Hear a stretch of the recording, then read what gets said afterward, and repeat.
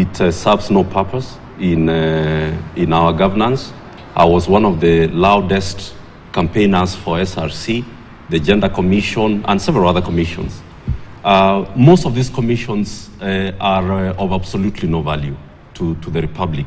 And they lost their direction the day in 2013 when MCAs and members of parliament wanted their salaries increased, and President Uhuru, I was at Flamingo Hotel in Mombasa, came there and said, no, the salaries must be increased. In fact, members of parliament pitched tent and they drafted a law and said, if you do not increase our salaries, we dissolve this thing. And so the former chair acceded, and the salaries of and the allowances for MPs and MCAs were all allowed to increase. And it was clear from that time for me, as somebody who really fought for these commissions to be in the Constitution.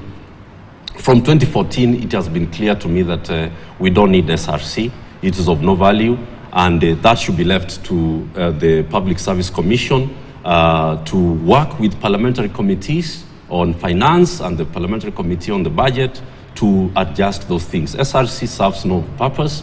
Look at what they are doing. The president is contradicting them. The president knows, and that is what the Constitution in Chapter 9 says, that everything in this country after August 27th, 2010 must be in writing. Must be in writing. The president cannot contradict a constitutional commission.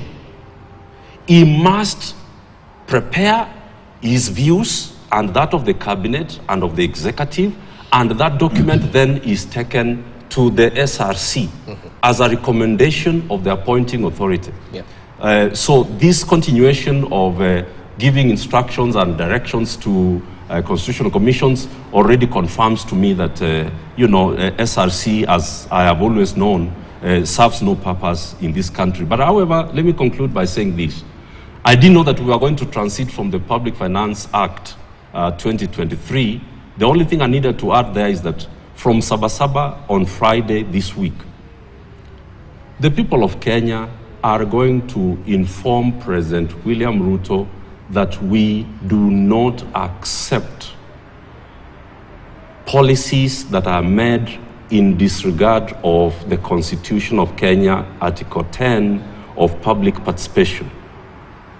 Of all the submissions that were made to the committee that Kuria chairs, the Honorable Kuria chairs in Parliament, the final recommendations that went into the Public Finance Act are not based on the public participation. They made decisions on their own, adjusted to 2.75, adjusted to 16, adjusted to things. They basically disregarded all that had gone into the public participation. Right. The people of Kenya spoke clearly and they said, do not increase the VAT on petrol and fuel above 8%. They took it to 16. And they did a lot of things, including the 1.5, housing tax.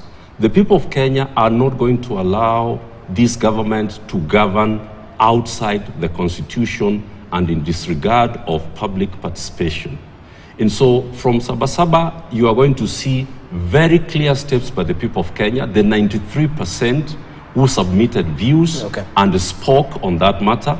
And the government must be stopped from taxing and killing the economy. We can't allow a government that is going to destroy jobs, and we can't allow a government that is going to take food out of the mouths of our children. And so the citizens are going to use Article 1 of the Constitution, which is very clear that we, the people of the Republic of Kenya, sovereign authority rests in us.